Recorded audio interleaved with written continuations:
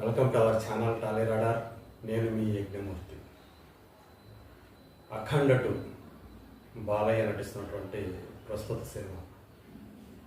ఈ సినిమా కోసం ఆయన కుమార్తె, చిన్న కుమార్తె తేజస్సుని రంగంలోకి దిగింది నిర్మాతగా. సో ఫస్ట్ టైం ఆమె నిర్మాణ రంగంలోకి అడుగుపెట్టి ఒక సహ నిర్మాతగా నిజానికి అఖండ 2 తాండవంను సమర్పిస్తోంది ఆమె.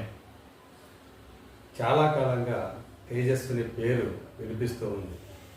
నిజానికి ఆమె తన తమ్ముడైనటువంటి నందమూరి మోక్షజ్ఞ కథానాయకుడిగా రూపొందేటువంటి సినిమాతోటి నిర్మాతగా మారుతుందని చెప్పి గతంలో వినిపించింది.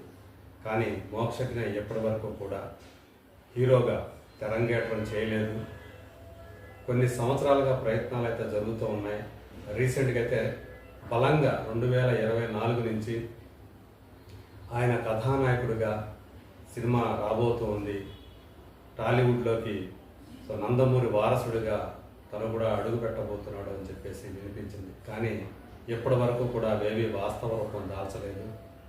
సో అయినప్పటికీ కూడా తేజస్సుని ఇప్పుడు నిర్మాతగా ఆ నిర్మాణ రంగంలో మెళకువలు నేర్చుకోవడం కోసం ఆమె ఈ అఖండ 2 తోటి అడుగు పెడుతూ ఉంది చిత్రరంగంలోకి. అంటే నందమూరి బాలకృష్ణ వారసుడు బదులు వారసురాలు ముందుగా తెర మీదకి వస్తున్నారు అనుకోవాలి. మనం చెప్పుకున్నాం, అంటే కొంతకాలంగా ఆమె పేరు వినిపిస్తూ ఉందని. ప్రధానంగా తన తండ్రి బాలయ్యకి సంబంధించినటువంటి క్రియేటివ్ టీంలో ఆమె చురుగ్గా పార్టిసిపేట్ చేస్తుందని చెప్పేసి వినిపిస్తుంది. అనూహ్యంగా ఒక ఓటీటీ ప్లాట్ఫామ్ నుంచి ఒక celebrity show unstoppable with NBK అనే షో ఎంతగా పాపులర్ అయిందో మనకు తెలుసు. అసలు బాలకృష్ణ ఒక షోని హోస్ట్ చేయడం ఏంటి, ఇప్పటి వరకు కూడా మనకి తెలియనటువంటి ఒక యాంగిల్, ఆయనలో ఉన్నటువంటి ఒక జోవియల్ పర్సన్ కానివ్వండి, ఆయనలో ఉన్నటువంటి ఒక జీనియస్ కానివ్వండి, సో ఎలా ఉంటాడో తొలిసారిగా ప్రపంచానికి పరిచయం చేసినటువంటి షో అన్స్టాపబుల్ అనే చెప్పాలి. సో అది ఆహా ఓటీటీలో వచ్చి 3 సీజన్లు సూపర్ డూపర్ హిట్ అయ్యాయి. దాని వెనక అంటే ఆ షో రావటం వెనక తేజస్విని ప్రముఖంగా పనిచేశారు అని చెప్పేసి అనిపిస్తుంది. అంటే తన తండ్రిలోని మరో యాంగిల్ని ఆ రూపంలో బయటకు తేవడానికి ఆమె చేసిన కృషి చాలా ఎక్కువగా ఉంది అని చెప్పేసి అంటూ ఉన్నారు. సో అలాగే ఈ మధ్యకాలంలో మనం చూస్తున్నాం, అఖండ నుంచి వరుసపెట్టి విజయాలు సాధిస్తూ వస్తున్నారు నందమూరి బాలకృష్ణ. దీని వెనక కూడా అంటే ఆయన సబ్జెక్టుల ఎంపిక, ఆ విషయంలో కూడా తేజస్విని పాత్ర ఉంది అనేటువంటి మాట చాలా బలంగా ఇండస్ట్రీ వర్గాల్లో వినిపిస్తూ ఉంది. అంటే కథలో ఆమె వింటున్నారు తన తండ్రి కోసం. బాలకృష్ణ కూడా తను కేవలం తన జడ్జిమెంట్ని మాత్రమే నమ్ముకోకుండా ఒక యంగ్ మైండ్ని కూడా తన తరపున తన గురించి ఆలోచించేటువంటి, కరెక్ట్గా జడ్జి చేయగలిగేటువంటి ఒక యంగ్ క్రియేటివ్ మైండ్ కోసం ఆయన ఎదురు చూస్తున్నారు. సో కరెక్ట్గా తేజస్సుని రూపంలో ఆయనకి ఆ క్రియేటివ్ మైండ్ లభించింది అని చెప్పేసి ఆయన సన్నిహిత వర్గాలు చెప్తున్నటువంటి మాట. అలా ఇప్పుడు తేజస్సుని ఆయన పనిచేస్తున్నటువంటి సినిమాల క్రియేటివ్ టీంలో చాలా చురుకైన పాత్ర పోషిస్తున్నారు. ఈ విషయాన్ని ఆమె ఈ మధ్యనే స్వయంగా కూడా తెలియజేశారు. డాకు మహారాజ్ ఈవెంట్లో, ఆ సక్సెస్ సెలబ్రేషన్స్లో ఆమె పాల్గొన్నారు. తన తండ్రి క్రియేటివ్ టీంలో వర్క్ చేయడం అనేది తనకెంతో సంతోషాన్ని కలిగిస్తుందని చెప్పేసి ఆమె అన్నారు. సో అలా తండ్రికి సంబంధించినటువంటి సినిమాల ఎంపికలో తేజస్విని ఇవాళ చురుకైన పాత్ర పోషిస్తున్నారు. ఆమె భర్త శ్రీభరత్ మనందరికీ తెలుసు, గీతం యూనివర్సిటీ చైర్మన్గా ఉన్నటువంటి అతను ఎంవిఎస్ మూర్తి గారి, అంటే గీతం ఫౌండర్ ఎవరైతే ఉన్నారో ఆ ఎంవిఎస్ మూర్తి గారి మనవడు మతుకుమల్లి శ్రీభరత్.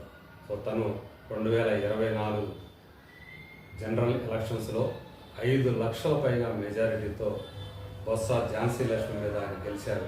అంతకుముందు 2019లో పోటీ చేసి కేవలం 4,000 ఓట్ల తేడాతోనే ఆయన ఓడిపోయారు. కానీ ఈసారి 2024లో మాత్రం ఒక స్వీప్ చేసినట్లుగా ఆయన పార్లమెంట్ సభ్యుడిగా ఎంపికయ్యారు. సో ఒక భర్త రాజకీయాల్లో, అలాగే ఒక ఎడ్యుకేషనిస్ట్గా గీతం యూనివర్సిటీ చైర్మన్గా బాధ్యతలు నిర్వహిస్తుంటే తను తన తండ్రికి సంబంధించినటువంటి క్రియేటివ్ వ్యవహారాలను తను చూసుకుంటూ అసలు నందమూరి బాలకృష్ణ కెరీర్ ముగిసిపోయింది అనుకున్న టైంలో ఆమె తండ్రికి ఒక ఆసరాగా నిలవటం, నిజం చెప్పాలంటే ఈరోజు ఆమె ఒక కుడి భుజంగా మారింది తండ్రికి అని కూడా చెప్పుకుంటూ ఉన్నారు. అలాగే తమ్ముడిని కూడా ఆమె హీరోగా పరిచయం చేయడం కోసం చాలా కృషి చేస్తున్నారు. ఆ మధ్య ఒక హీరోగా పరిచయం కావడం కోసం మోక్షజ్ఞ లుక్ బయటకు వచ్చినప్పుడు ప్రశాంత్ వర్మ తను ఆ లుక్ను బయటకు తీసుకొచ్చాడు. అంతకుముందు కనిపించిన లుక్కి, మోక్షజ్ఞ లుక్కి, ఆ పోస్టర్ లుక్కి అసలు ఎక్కడా కూడా సంబంధం లేదు. అంత స్లిమ్గా తయారయ్యి గ్లామరస్గా కూడా, మంచి గ్లామరస్గా కూడా కనిపిస్తూ ఉన్నాడు. సో అతని లుక్ అలా మారటం వెనక కూడా తేజస్వి పాత్ర చాలా ఉంది అని చెప్పేసి కూడా ఆ రోజున బయటకు వచ్చింది. ఇప్పటికీ కూడా ఆమె ఎలాగైనా తమ్ముడిని తీసుకురావాలి, హీరోగా పరిచయం చేయాలని చెప్పేసి ఆ దిశలో కూడా చాలా కృషి చేస్తున్నారని చెప్పేసి చెప్తున్నారు. సో ఇప్పుడు అఖండ 2 తాండవం సినిమాతో ఒక నిర్మాతగా, సో అందులో అనుభవం సంపాదించి ఆ తర్వాత కాలంలో, అంటే ఆ సినిమా తర్వాత తను సోలో నిర్మాతగా మారే అవకాశాలు కూడా పుష్కలంగా ఉన్నాయని చెప్పేసి వినిపిస్తుంది. మేబీ తన తమ్ముడు సినిమానో లేకపోతే తన తండ్రి సినిమానో తనే సొంతంగా సింగిల్గా సినిమా తీసే అవకాశాలు ఉన్నాయి అని చెప్పేసి, పుష్కలంగా ఉన్నాయని చెప్పేసి సన్నిహిత వర్గాలు అయితే చెప్తున్నాయి.